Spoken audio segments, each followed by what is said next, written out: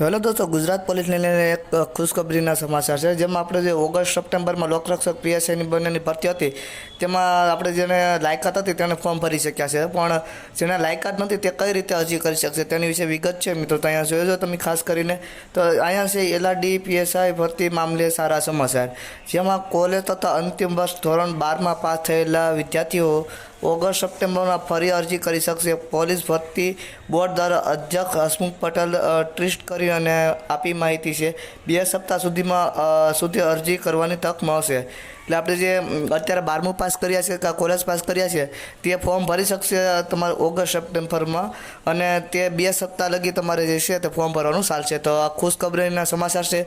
તો આવા latest update માટે આપણી ચેનલને સબસ્ક્રાઈબ કરજો, વિડીયો પસંદ આવે તો વિડીયોને લાઇક કરજો અને તમારા મિત્રોને શેર કરજો.